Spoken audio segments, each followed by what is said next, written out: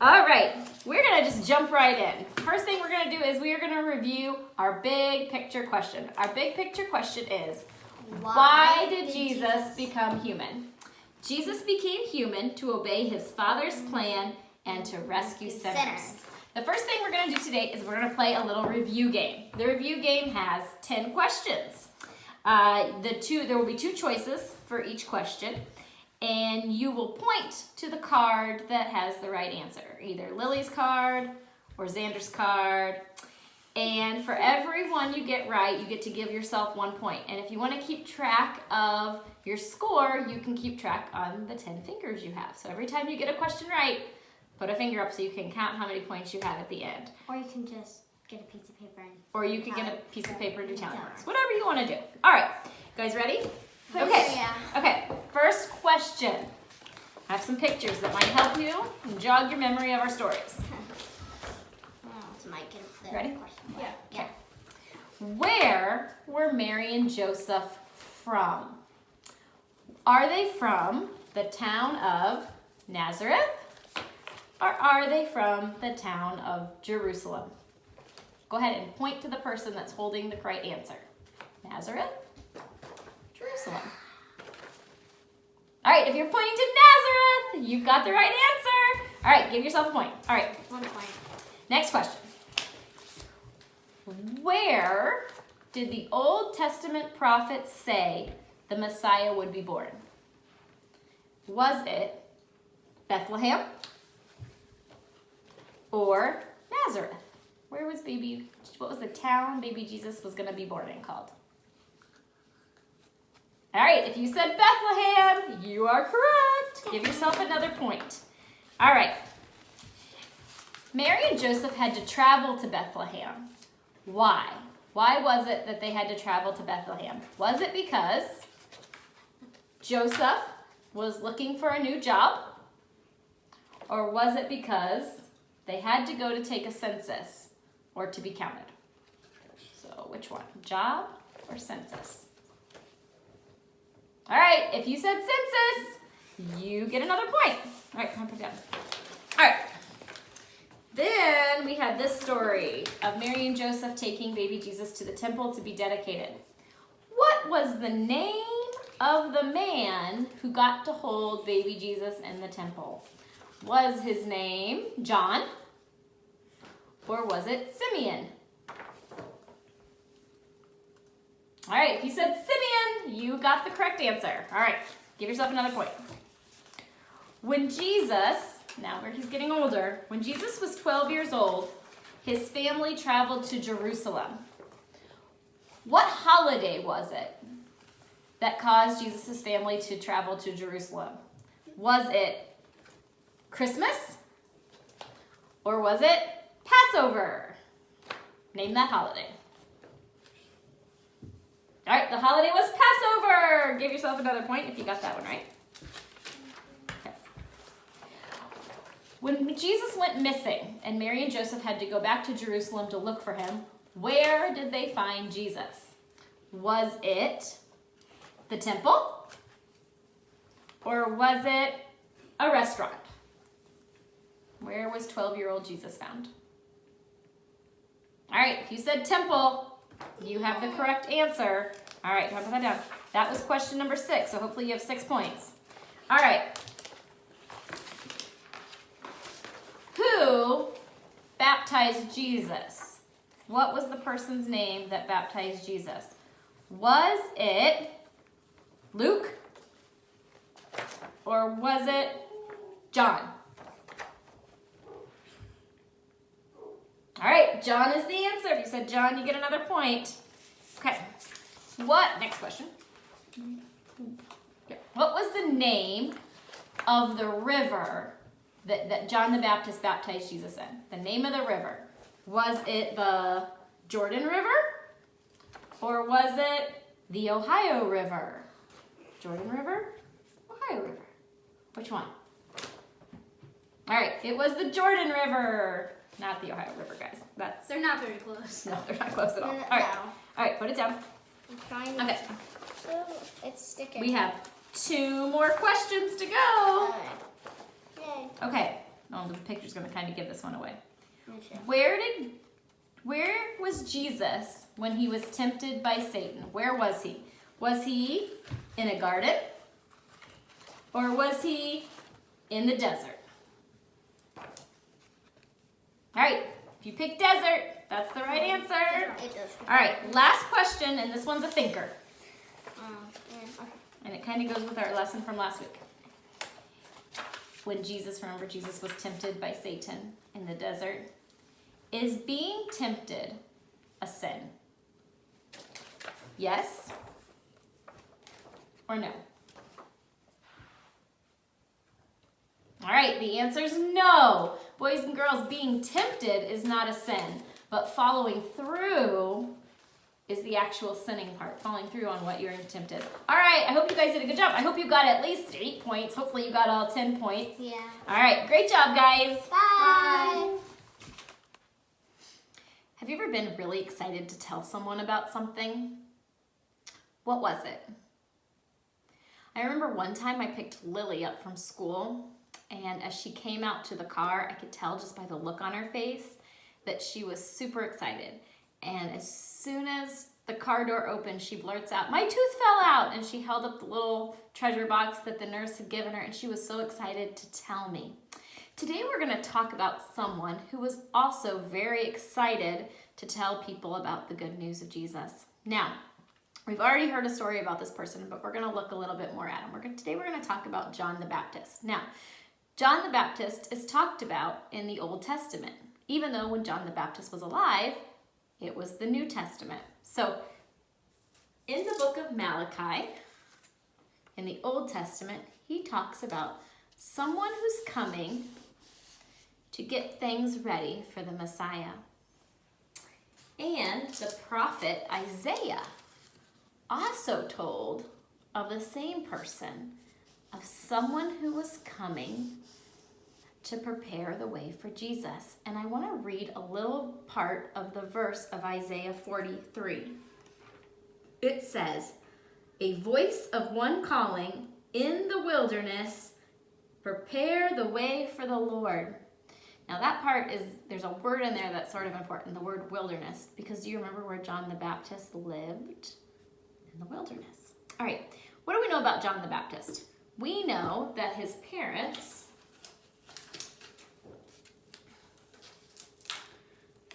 was a man named Zechariah, and his mom was Elizabeth. And a long time ago, when we were still meeting at church, we heard the story about John the Baptist. This is a picture of his father, Zechariah, and he was older in age, and so was his mother, Elizabeth, and they didn't think they could have any children. And his dad, John the Baptist's dad, was also a priest in the temple. And an angel came to him and told him that they were going to have a baby, and he didn't believe. And so remember, they caused him not to speak until John was born. So John was born to Elizabeth, and he grew up, he lived in the wilderness. And remember, a few weeks ago, we learned that he baptized Jesus in the river. Now, John the Baptist was still going out and talking to people. And John the Baptist, we're going to go look at the books. Look at where he's talked about in the New Testament. And he is talked about in all 4 of the Gospels. Can you remember the name of all 4 books that make up the Gospels? There is Matthew,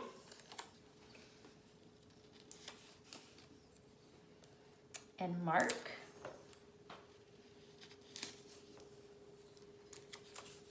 and Luke, and John. Now, in all the verses that I have written down, the authors of these books of the gospel quote the Old Testament verse from Isaiah.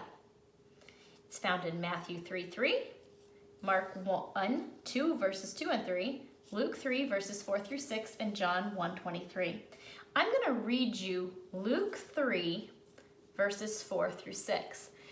And when I do, I want you to close your eyes, and I want you to think about what the picture in your head would look like as I read these words, all right? So we're going to read Luke 3, 4 through 6. As it is written in the book of the words of Isaiah the prophet, a voice of one calling in the wilderness, prepare the way for the Lord, make straight paths for him. Every valley shall be filled in, and every mountain and hill made low. The crooked road shall become straight, and the rough ways smooth, and all people will see God's salvation. Boys and girls, the author here was trying to draw a picture for someone in their mind to say that nothing was going to get in the way of John pointing to Jesus. Now, it uses some very good descriptive language. It says, every valley shall be filled in, and every mountain and hilltop made low. I have a picture here of a path, and it's winding its way up the hillside. You can see it's up the side of the mountain, and you can see the valley down below. Now, think about it. Would that be a hard path to travel or an easy path to travel? My guess is pretty hard.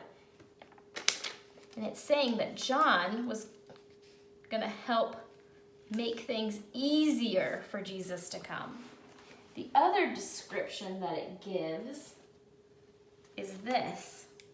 The crooked roads will become straight.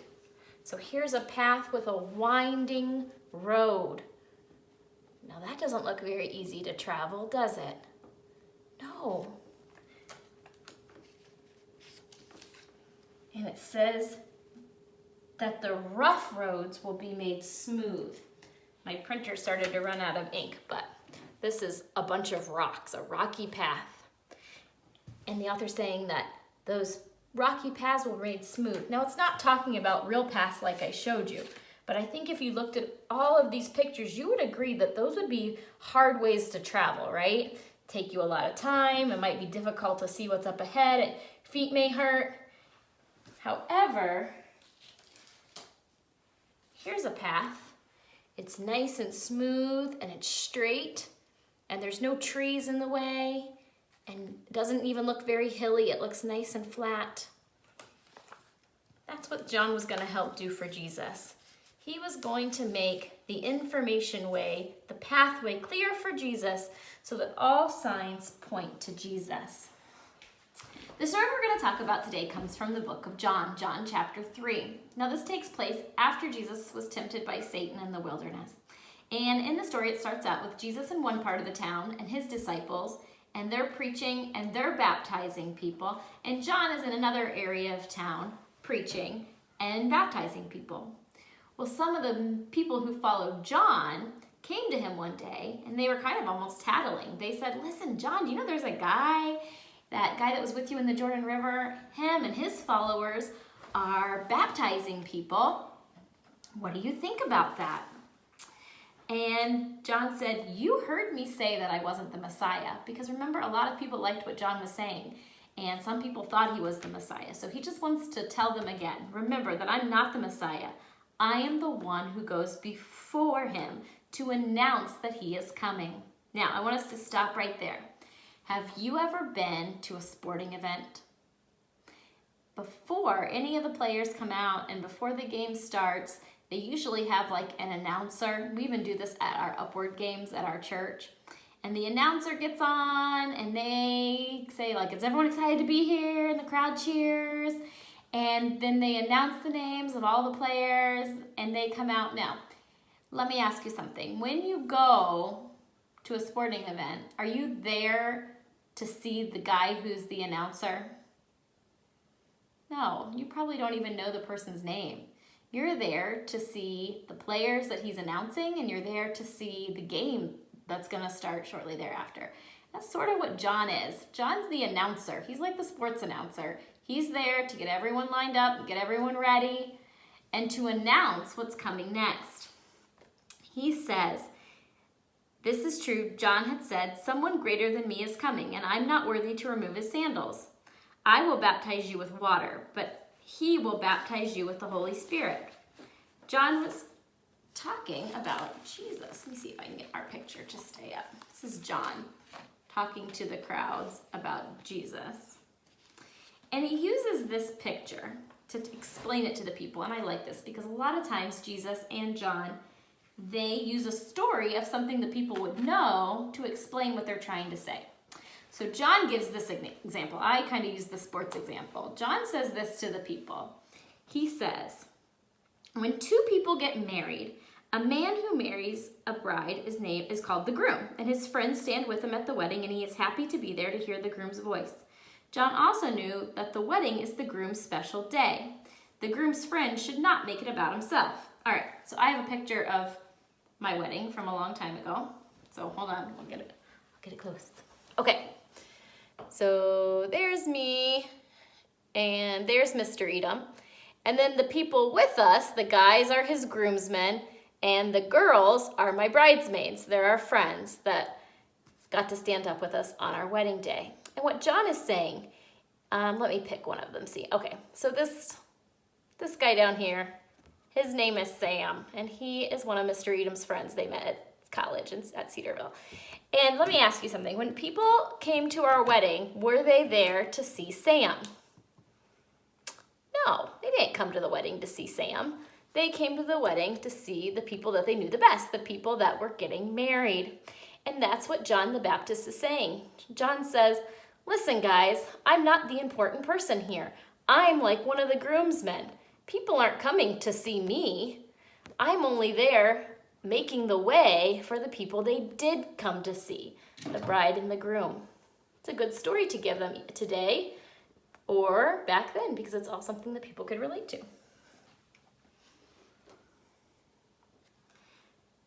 John explains that Jesus is the most important person to follow to the crowd. He explains to them that Jesus is the only way for salvation. And then he says the verse that we have been learning. He says, he must become greater and I must become less. Oh, that's the wrong version, but I like how that says it. He must increase, or we could say become greater. He meaning Jesus, but I must decrease. John 3:30. He was telling the people, listen, you should be listening to Jesus more now than you should be listening to me because he is the one that is bringing salvation.